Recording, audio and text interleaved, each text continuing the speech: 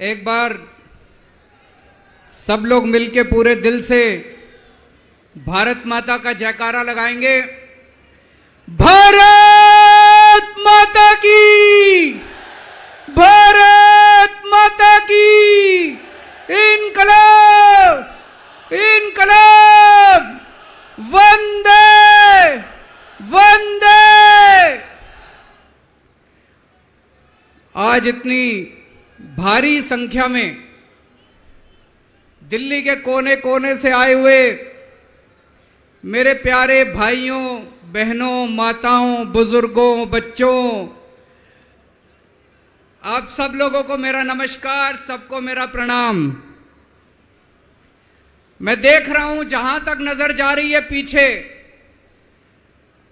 कम से कम 1 लाख लोगों के, यहां पे 1 लाख लोग मौजूद हैं।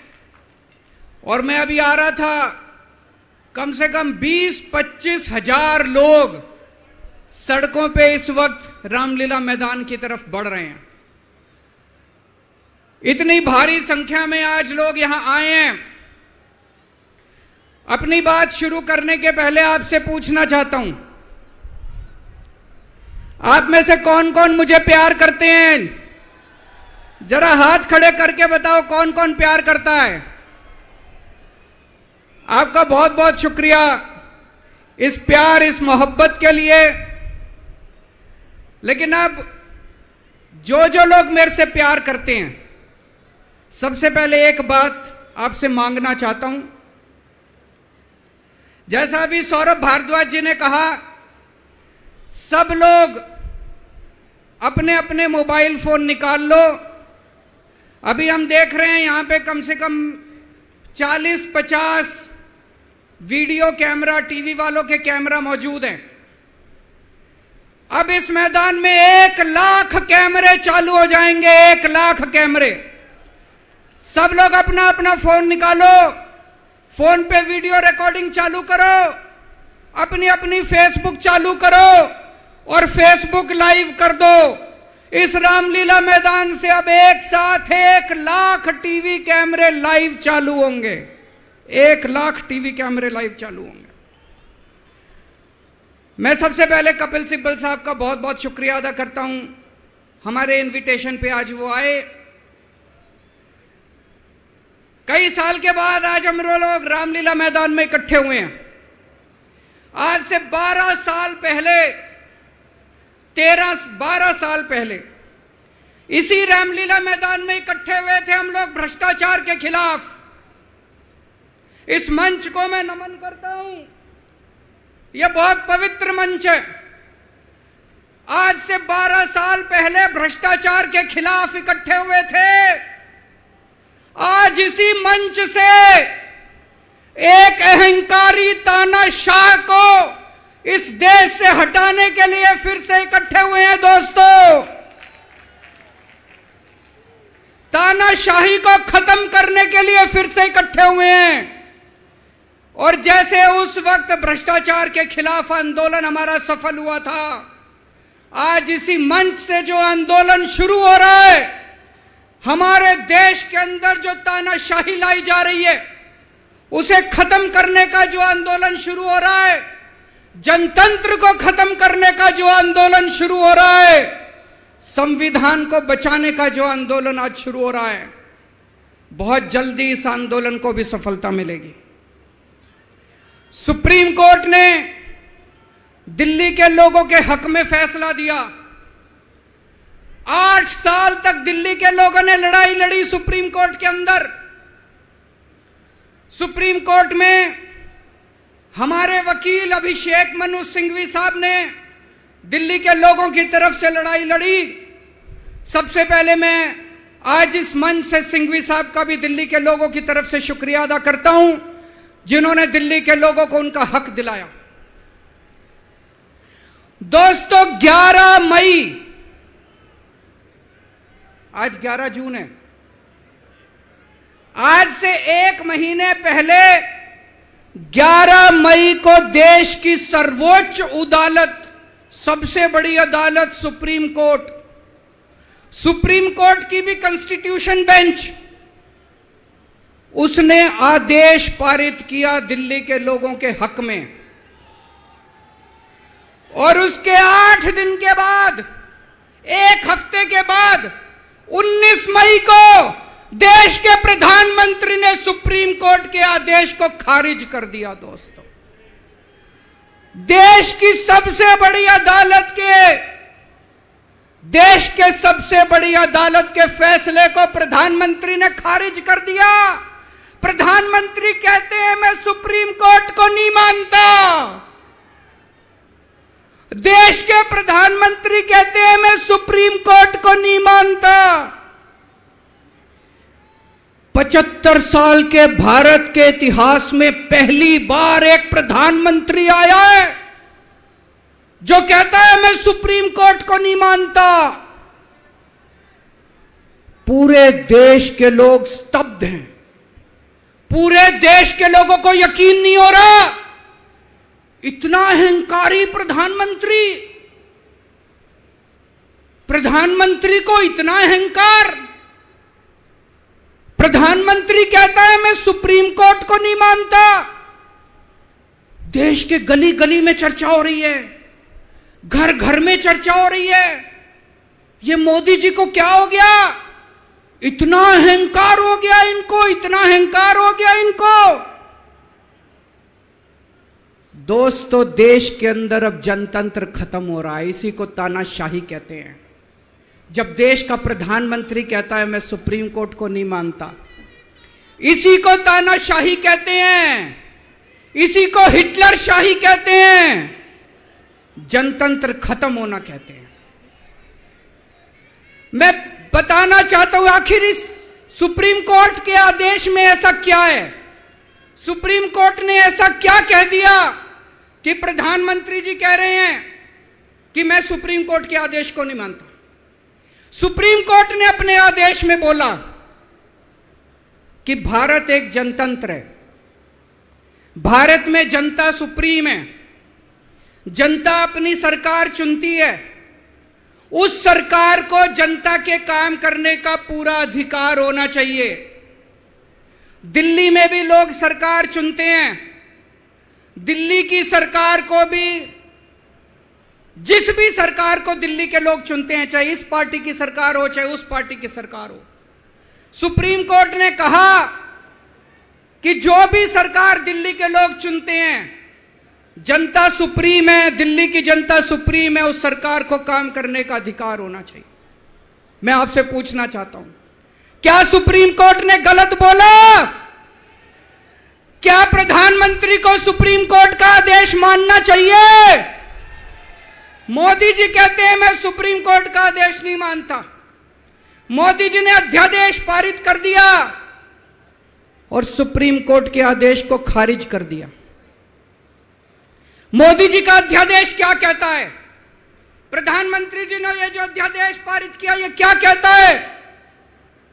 मोदी जी का अध्यादेश कहता है कि अब दिल्ली के अंदर जनतंत्र नहीं होगा, अब दिल्ली के अंदर तानाशाही चलेगी, अब दिल्ली के अंदर जनता सुप्रीम नहीं है, अब दिल्ली के अंदर एलजी सुप्रीम होगा।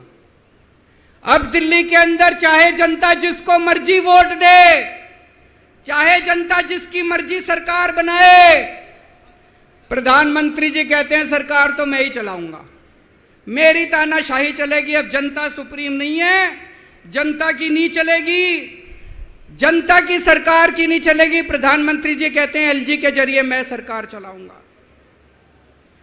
26 जनवरी 1950 को हमारे देश का संविधान लागू हुआ। बाबा साहब अंबेडकर ने संविधान बनाया। बाबा साहब अंबेडकर ने अपने संविधान में लिखा कि इस देश के अंदर जनतंत्र होगा, जनता सुप्रीम होगी। आज प्रधानमंत्री जी ने भारत के संविधान के परखच्चे उड़ा दिए। प्रधानमंत्री जी ने भारत का संविधान बदल दिया। प्रधानमंत्री जी कहते हैं अब जनता सुप्रीम नहीं होगी, अब एलजी सुप्रीम होगा। जनता सुप्रीम नहीं होगी, अब प्रधानमंत्री सुप्रीम होगा।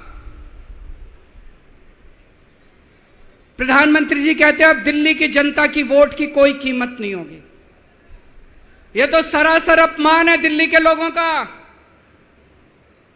प्रधानमंत्री जी कहते हैं दिल्ली की जनता जिसको मर्जी वोट दे, उस वोट की कोई कीमत नहीं है। दोस्तों, ये बीजेपी वाले रोज मेरा अपमान करते हैं, मेरे को गालियां देते हैं, गंदी गंदी गालियां देते हैं। मेरे को अपने मान और अपमान की कोई चिंता नहीं है, मैं कोई परवाह नहीं करता। मैं इनको वापस गाली नहीं देता, मेरे को गाली गलौज नहीं करनी आती, मेरे संस्कार नहीं सिखाते। मैं 24 घंटे अपने काम में व्यस्त रहता हूं, मेरे को काम से मतलब है। आप लोगों ने मेरे को इतना मौका दिया, इतनी जिम्मेदारी है, 24 घंटे काम करता हूं। ये लोग मेरे को जितनी मर्जी गाली दे लें, लेकिन इस बार इन लोगों ने आपका अपमान किया है, आपकी वोट की कीमत, आपका वोट का अपमान किया है। यह मैं बर्दाश्त नहीं कर सकता, आपके अपमान को मैं बर्दाश्त नहीं कर सकता। इसको किसी हालत में नहीं होने देंगे। दिल्ली के लोगों के वोट का जो इन्होंने अपमान किया है, मोदी जी ने तमाचा मारा है दिल्ली के लोगों को, इसको बर्दाश्त नहीं कर सकते। इसको ठीक करा के रहेंगे, इस अध्यादेश को खारिज करा के रहेंगे, सुप्रीम कोर्ट के आदेश को पालन करा के रहेंगे। करेंगे कि नहीं करेंगे?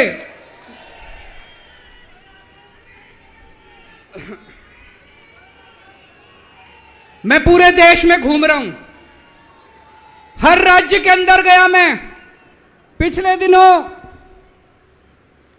पूरे देश के अंदर घूम रहा हूं, सारी पार्टियों के नेताओं से मिला। मैं आपको दिल्ली के लोगों को बताना चाहता हूं, देश के सारे लोग आपके साथ हैं। आप ये मत समझना आप अकेले हो, 140 करोड़ लोग आपके साथ हैं। वेस्ट बंगाल के लोग आपके साथ हैं, तमिलनाडु के लोग आपके साथ हैं, केरला के लोग आपके साथ हैं, महाराष्ट्र के लोग आपके साथ हैं, बिहार के लोग आपके साथ हैं, उत्तर प्रदेश के लोग आपके साथ हैं, मध्य प्रदेश के लोग आपके साथ हैं। 140 करोड़ लोग मिलके इस अध्यादेश का विरोध करेंगे, जनतंत्र को बचाएंगे दोस्तों। और मैं पूरे देश के लोगों को बोलना चाहता हूं, यह मत सोचना कि यह केवल दिल्ली वालों के साथ हुआ है। मुझे अंदर से पता चला यह मोदी जी का पहला वार है।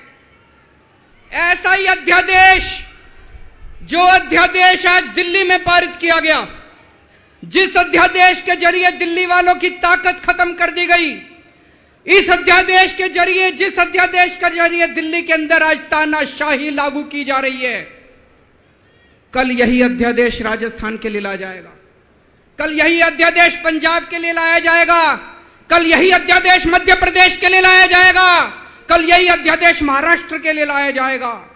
इसे अभी रोकना पड़ेगा, सबको मिलकर अभी रोकना पड़ेगा दोस्तों।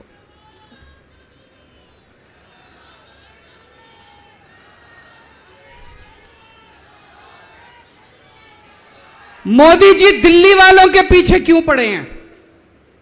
दिल्ली वालों के पीछे क्यों पड़े हैं मोदी जी? 2015 में दिल्ली के लोगों ने 7 एमपी की सीट मोदी जी को जिता दी, मोदी जी को प्रधानमंत्री बनाया और मोदी जी को कहा आप देश संभालो। और दिल्ली में 70 में से 3 सीट बीजेपी को दी, 3 सीट, 67 सीट आम आदमी पार्टी को दी। और दिल्ली के लोगों ने कहा केजरीवाल जी आप दिल्ली संभालो। बीजेपी को 3 सीट देने का क्या मतलब? दिल्ली के लोगों ने अपनी आंखें लाल करके मोदी जी की तरफ देखा और बोला आप देश संभालो, खबरदार दिल्ली की तरफ आंख उठा के देखी तो। बोला कि नहीं बोला? 2020 में फिर से दिल्ली के लोगों ने 7 एमपी की सीट मोदी जी को दी, बोले आप देश संभालो। आम आदमी पार्टी को 70 में से 62 सीट दी, बोले केजरीवाल जी आप दिल्ली संभालो। फिर से दिल्ली के लोगों ने आंखें लाल करके मोदी जी को कहा आप देश संभालो, दिल्ली की तरफ आंख उठा के मत देखना। लेकिन प्रधानमंत्री जी से देश तो संभल नहीं रहा, देश का तो बेड़ा गर्क कर दिया। रोज उठते हैं और दिल्ली वालों के काम रोक देते हैं, रोज उठते हैं और दिल्ली वालों के काम। मैं स्कूल बनवाता हूं, मोदी जी कहते हैं मैं तेरे स्कूल नहीं बनने दूंगा। मैं अस्पताल बनवाता हूं, मोदी जी कहते हैं तेरे अस्पताल नहीं बनने दूंगा। मैं मोहल्ला क्लिनिक बनाता हूं, मेरे मोहल्ला क्लिनिक तोड़वा दिए मोदी जी ने। पिछले साल प्रधानमंत्री जी ने दिल्ली के अस्पतालों में दवाइयां बंद करा दी। मैं सीसीटीवी कैमरे लगवाता हूं, प्रधानमंत्री जी एलजी को कह के सीसीटीवी कैमरे नहीं लगने देते। पिछले साल मोहल्ला क्लिनिक के अंदर इन्होंने गरीबों के टेस्ट बंद करवा दिए। दोस्तों, मैंने दिल्ली के लोगों के लिए योगा क्लासेस शुरू की, प्रधानमंत्री जी ने योगा क्लासेस बंद करवा दी। प्रधानमंत्री जी से मैं कहना चाहता हूं, आप देश संभालो ना, आपसे देश तो संभल नहीं रहा। देश का बेड़ा गर्क कर दिया आपने। चारों तरफ इतनी महंगाई हो रही है, पेट्रोल 100 रुपए लीटर पहुंच गया, डीजल 90 रुपए लीटर पहुंच गया, दूध महंगा हो गया, सब्जियां महंगी हो गई, एलपीजी का सिलेंडर 1000 रुपए के ऊपर हो गया। इनको समझ ही नहीं आ रहा महंगाई कैसे, इनको चौथी पास राजा को समझ ही नहीं आ रहा कि देश कैसे संभाले। एक दिन कहते हैं 2000 का नोट आएगा, 5 साल बाद कहते हैं 2000 का नोट जाएगा। अरे इनको समझ ही नहीं है। आप लोगों ने कोई समझदार प्रधानमंत्री बनाया होता, कम से कम ये तो बता देगा 2000 का नोट आएगा कि जाएगा। चारों तरफ बेरोजगारी फैली हुई है, इनको समझ ही नहीं आ रहा बेरोजगारी कैसे दूर करें। चारों तरफ भ्रष्टाचार फैला हुआ है, इनको समझ ही नहीं आ रहा भ्रष्टाचार दूर कैसे करें। जीएसटी की वजह से व्यापारियों का बेड़ा गर्क हुआ पड़ा है, इनको समझ ही नहीं आ रहा जीएसटी को कैसे ठीक करें। पूरे देश का रेलवे में मेरी आप लोगों से गुजारिश है, एक टेस्ट करके देखना। कोई second class AC, third AC, second class की टिकट खरीद लेना, सेकंड क्लास स्लीपर की। एक बारी रेल में जाके देखो इन्होंने रेलवे का क्या हाल कर दिया। पूरी रेलवे का बेड़ा गर्क कर दिया। अच्छा खासा चलता हुआ रेलवे इन्होंने बेड़ा गर्क कर दिया इन लोगों ने। 2002 में प्रधानमंत्री जी गुजरात के मुख्यमंत्री बने, 12 साल गुजरात के मुख्यमंत्री रहे। पिछले 9 साल से देश के प्रधानमंत्री हैं। 21 साल हो गए मोदी जी को राज करते करते, 21 साल। 2015 में मैं दिल्ली का मुख्यमंत्री बना, मेरे को 8 साल हो गए दिल्ली पे राज करते करते। आज मैं चैलेंज करता हूं और देश की जनता को अपील करता हूं, मोदी जी के 21 साल, मेरे 8 साल, दोनों के देख लो किसने ज्यादा काम किया। केजरीवाल ने ज्यादा काम करा, केजरीवाल ने 8 साल में ज्यादा काम करा कि मोदी जी ने 21 साल में ज्यादा काम करा। अरे इनसे काम तो होता नहीं है। देश के अंदर जो अच्छा काम करता है उसको रोकने की कोशिश करते हैं। ये आज दिल्ली के सारे अच्छे काम रोकना चाहते हैं।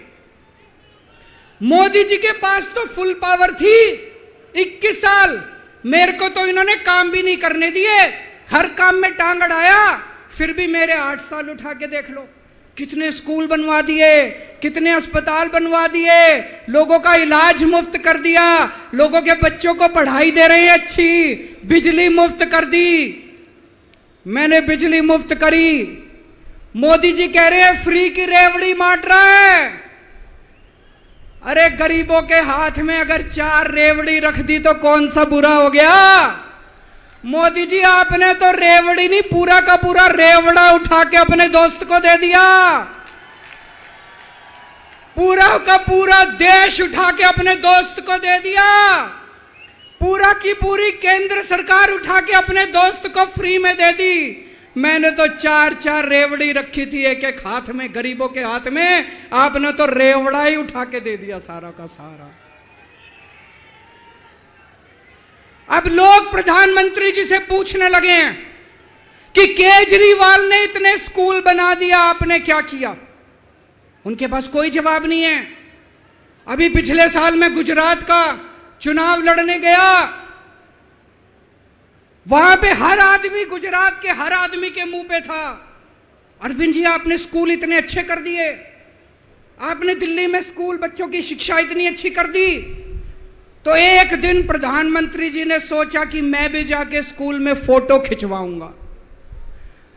पूरे गुजरात में ढूंढने से उनको एक स्कूल नहीं मिला जिसमें मोदी जी फोटो खिंचवा ले। एक स्कूल, 30 साल से गुजरात में बीजेपी की सरकार है, एक स्कूल नहीं मिला।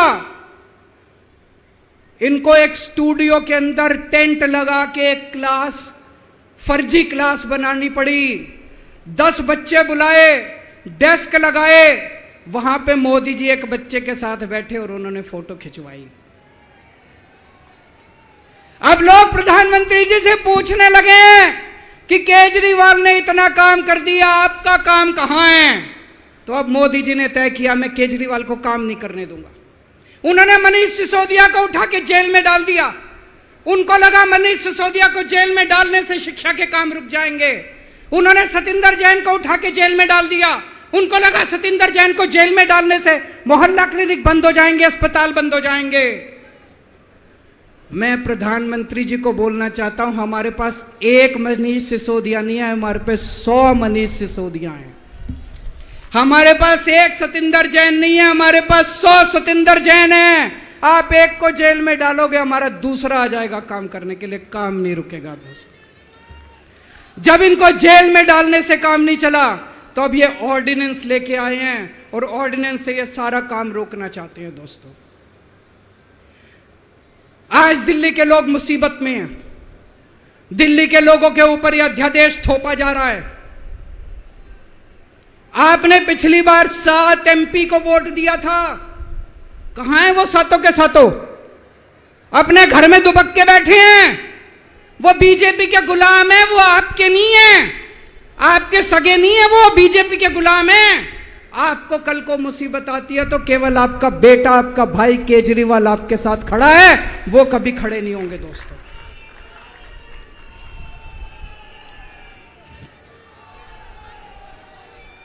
और अंत में मैं आपको एक कहानी सुनाना चाहता हूं। चौथी पास राजा, किस किसने सुनी है ये कहानी? इस कहानी का महात्म्य है कि इस कहानी को जितनी बार सुनोगे, जितनी बार सुनाओगे, उतनी भगवान की कृपा आपके परिवार के ऊपर बरसेगी। इस कहानी का जितना प्रचार प्रसार करोगे, उतना देश की तरक्की होगी, उतना समाज की तरक्की होगी। तो जिन लोगों ने कहानी सुनी है वो भी बड़े ध्यान से दोबारा सुनना, अच्छे से सुनना और इसका खूब प्रचार प्रसार करना। यह कहानी एक राजा की है, एक चौथी पास राजा की कहानी है, एक अहंकारी राजा की कहानी है, एक भ्रष्टाचारी राजा की कहानी है। आप लोगों ने राजा और रानी की कई कहानियां सुनी होंगी। इस कहानी में राजा तो है, रानी नहीं है।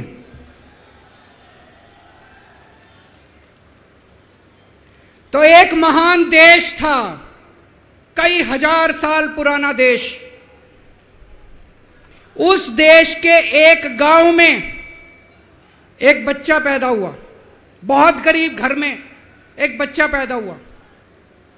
तो जैसे गांव के अंदर बच्चा पैदा होने पे ज्योतिषी आते हैं, ज्योतिषी आके बच्चे का भविष्य बताते हैं, ऐसे गांव का ज्योतिषी आया, उसने बच्चे की कुंडली देखी और बच्चे की मां को बोला कि माई, तेरा बेटा बड़ा होके बहुत बड़ा सम्राट बनेगा।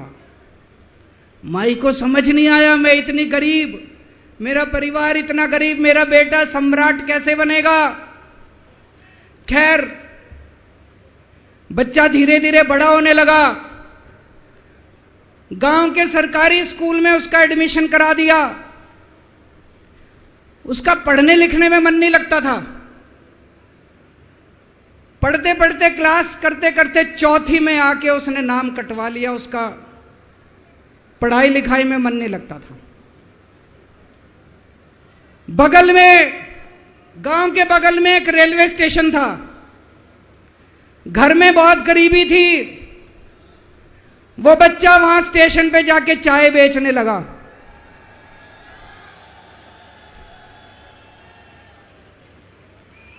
चाय बेच के अपना गुजारा करता था। वो भाषण बहुत अच्छा देता था, बचपन से ही बड़ा अच्छा भाषण देता था।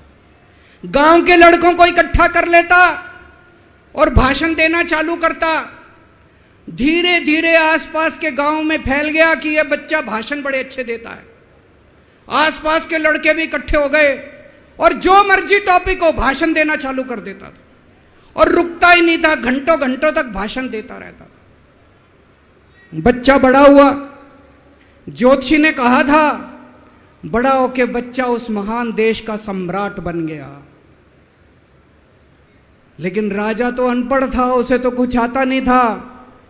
अफसर आते उस अनपढ़ राजा से जहां मर्जी साइन करा लेते, जहां मर्जी जो मर्जी साइन करा लेते। वो राजा अनपढ़ था, उसे लगता था मैं अगर अफसरों से पूछूंगा तो मेरी कमजोरी सबके सामने प्रकट हो जाएगी। अफसरों को लगेगा मेरे को कुछ आता नहीं है। अफसर जो मर्जी लेके आते थे वहां साइन कर देता था। वो धीरे धीरे पूरे देश के अंदर फैल गया कि राजा अनपढ़ है, राजा अनपढ़ है। राजा को बड़ा बुरा लगने लगा। तो राजा ने कहीं से एक फर्जी डिग्री का जुगाड़ कर लिया। एक फर्जी डिग्री का जुगाड़ कर लिया, एमए की डिग्री का।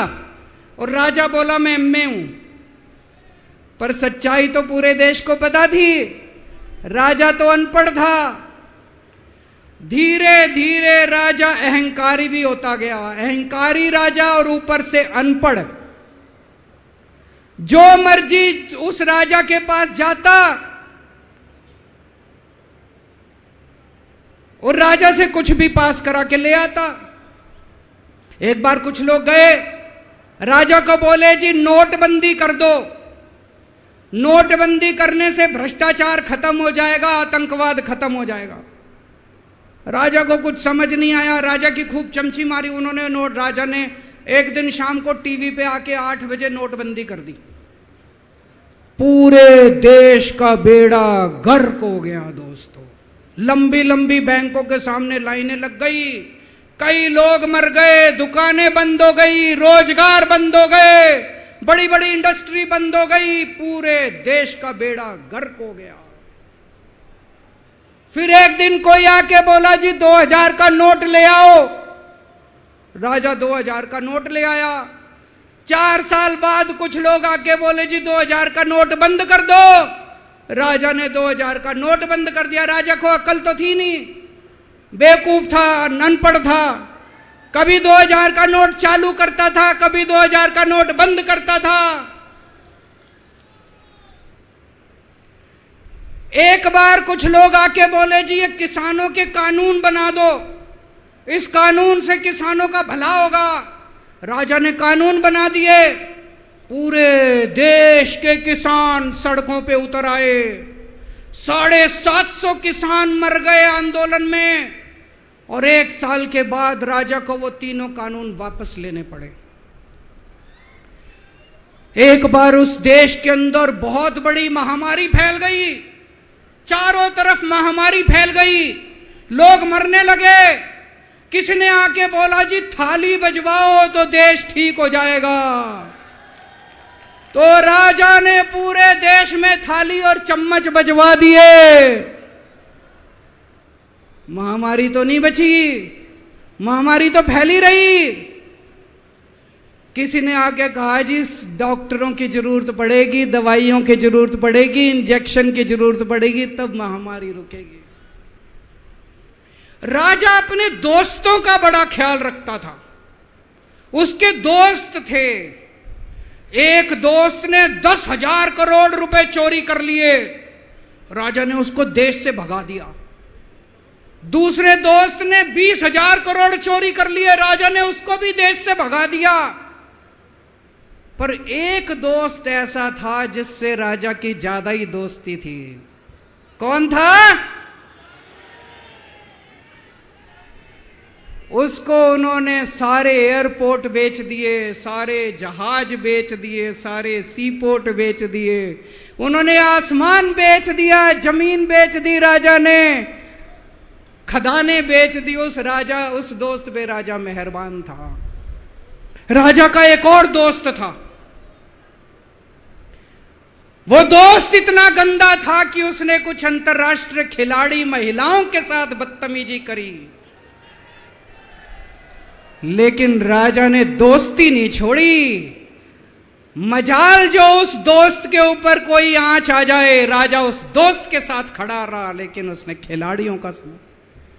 राजा का एक और दोस्त था। उस दोस्त ने किसानों के ऊपर गाड़ी चढ़ा दी, रौंद दिया, कुचल दिया किसानों को। राजा ने अपनी दोस्ती नहीं छोड़ी। इस बात पे तो दाद देनी पड़ेगी कि राजा दोस्तबाज था, एक नंबर का दोस्तबाज था। चारों तरफ अत्याचार हो गया, चारों तरफ देश के अंदर इनके अपने लोग जो थे वो बलात्कार करने लगे, गलत काम करने लगे, हाहाकार मच गया। जो राजा के खिलाफ बोलता, राजा उसको पकड़ के जेल में डाल देता। एक दिन एक पत्रकार ने कार्टून बना दिया राजा के खिलाफ, उस पत्रकार को उठा के जेल में डाल दिया। एक दिन एक किसी पत्रकार ने उनके खिलाफ कुछ लिख दिया, उसको पकड़ के जेल में डाल दिया। जो राजा के खिलाफ बोले उसका बेड़ा गर्क। कोई जज अगर उस राजा के खिलाफ ऑर्डर करता था, राजा उसको बख्शता नहीं था। चारों तरफ अत्याचार, महंगाई, बेरोजगारी। ऊपर आसमान में देवता ये सब देख रहे थे कि पृथ्वी के ऊपर कितना घनघोर अत्याचार हो रहा है। सारे देवता इकट्ठे हुए, देवताओं ने मीटिंग करी। सारे देवता मिलकर शिवजी महाराज जी के पास गए और कहा, महाराज कुछ करो, पृथ्वी के ऊपर अन्याय हो गया, अत्याचार हो गया, चारों तरफ बलात्कार, चारों तरफ हाहाकार मचा हुआ है, जनता परेशान हो रही है।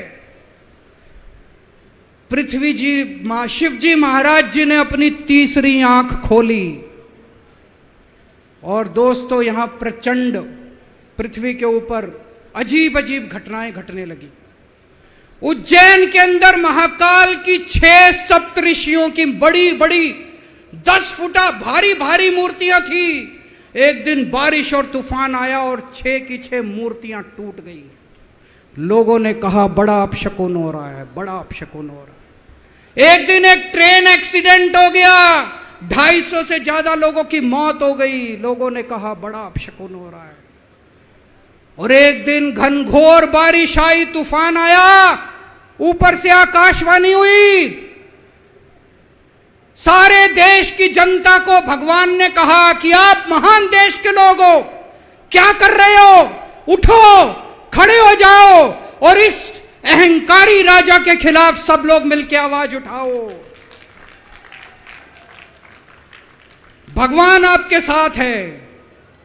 और उसके बाद दोस्तों सोई हुई जनता जाग गई और 1 साल के अंदर उस अहंकारी राजा का राजपाट जनता ने उखाड़ के फेंक दिया। और उसके बाद वो महान देश दिन दूनी रात चौगुनी प्रगति करने लगा। ये कहानी बड़ी पवित्र कहानी है।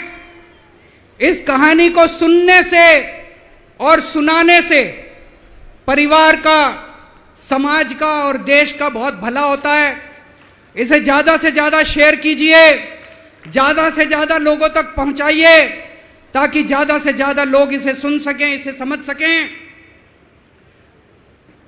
अंत में आपसे एक ही विनती है, अगली बार वोट डालने जाओ तो ऐसे आदमी को वोट डालना, ऐसे आदमी को प्रधानमंत्री बनाना जो कम से कम इतनी तो समझ रखता हो कि 2000 का नोट कैंसिल करना है कि चालू करना है। कपिल सिब्बल साहब एक बहुत अच्छी लड़ाई लड़ रहे हैं। इनकी एक वेबसाइट है इंसाफ के सिपाही। आप लोग सब लोग ज़्यादा से ज़्यादा इस वेबसाइट पे जाके इसको लॉगिन करें, रजिस्टर करें और हम सब लोगों को मिलके अपने महान देश भारत देश के लिए काम करना है। भारत